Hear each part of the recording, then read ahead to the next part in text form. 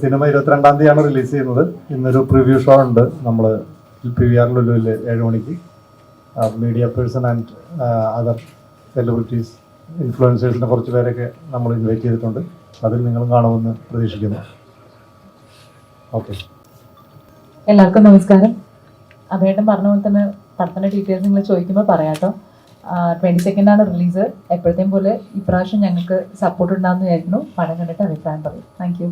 നമസ്കാരം. ഈ പറഞ്ഞ 22-ാം തീയതി സീക്രട്ട് ഹോം തിയേറ്ററിലെത്താണ്. സാധാരണ നമ്മൾ ഷോയ്ക്ക് ശേഷമല്ല ഒരു പ്രസ് മീറ്റ് വയ്ക്കുന്നത്. അപ്പോൾ കൂടുതൽ നിങ്ങൾക്ക് അതിനൊരു ചോദ്യങ്ങളൊക്കെ ചോദിക്കാൻ പറ്റുമായിരുന്നു. അൺഫോർച്ചുനേറ്റ്ലി ഇതിന് നേരത്തെ ആയിപ്പോയി. എന്നാലും ആ സിനിമ കണ്ടതിന് ശേഷമുള്ള അഭിപ്രായങ്ങൾ നമുക്ക് ഷോ കഴിഞ്ഞിട്ട് അവിടെ വെച്ച് സംസാരിക്കാവുന്നതാണ്.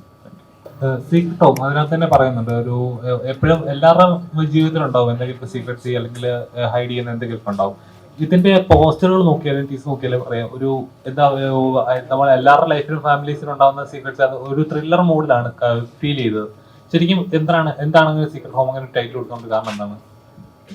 അതിൻ്റെ ടാഗ് ലൈൻ തന്നെ എവറി ഹോം ഹാസ് സീക്രട്സ് എന്നുള്ളതാണ്. അതായത് നമുക്ക് എല്ലാ വീടുകളിലും നമ്മൾ പുറത്ത് പറയാൻ ആഗ്രഹിക്കാത്ത തരം സീക്രട്സ് ഉണ്ടാവുമല്ലോ. അപ്പോൾ ഈ സിനിമ സംസാരിക്കുന്നത് ഒരു ക്രൈം, ഒരു വീട്ടിൽ നടക്കുന്ന ഒരു ക്രൈമും അതിനെ ബേസ് ചെയ്ത് ഉണ്ടാകുന്ന സംഭവവികാസങ്ങളിലൂടെയാണ് ഈ സിനിമ മുന്നോട്ട് പോകുന്നത്.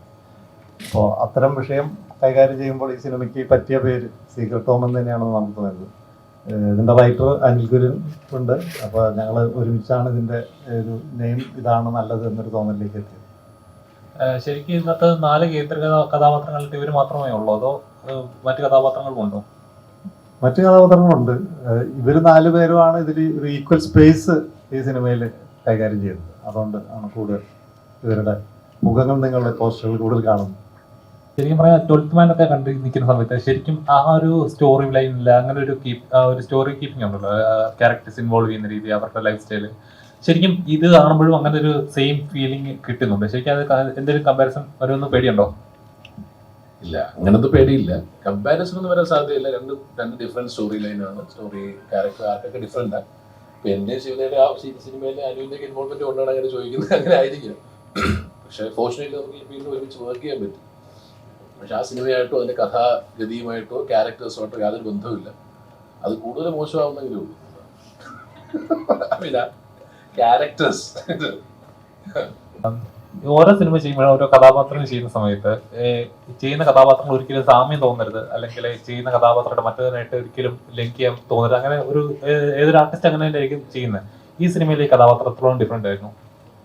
ഇല്ല, എല്ലാ ക്യാരക്ടേഴ്സ് ചെയ്യുമ്പോൾ മേ ബി അപ്പിയറൻസ് വൈസ് നിങ്ങൾക്ക് കുറച്ചൊക്കെ സിമിലാരിറ്റി തോന്നി.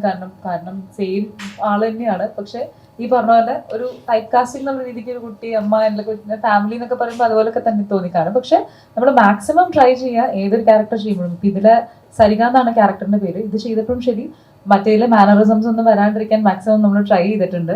പിന്നെ ഇവര് പറയുന്ന ഡയറക്ടറും അതുപോലെ നമ്മുടെ റൈറ്ററൊക്കെ പറയുന്ന അവർ ഇൻപുട്സ് തരുമല്ലോ.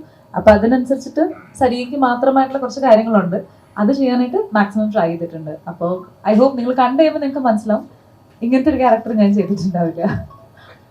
ഇതിൽ ചെയ്തുള്ള കഥാപാത്രങ്ങളൊക്കെ എപ്പോഴും ടൈപ്പ് കാസ്റ്റ് ചെയ്യപ്പെട്ടെന്ന് തോന്നുന്നുണ്ടോ? ഉറപ്പായിട്ടും എന്നെ കണ്ടാൽ അറിഞ്ഞൂടെ, എപ്പോഴും മോട്ടിവേഷൻ തരുന്ന ഒരാള്, നല്ലൊരു ഭാര്യ, മറ്റേ അങ്ങനത്തെ ഒരു ക്യാരക്ടറാണല്ലോ എപ്പോഴും ചെയ്യുന്നത്. അതിൽ നിന്ന് ഇത് നോക്കുമ്പോൾ ഉറപ്പായിട്ടും വളരെ ഡിഫറെന്റ് ആയിരിക്കും.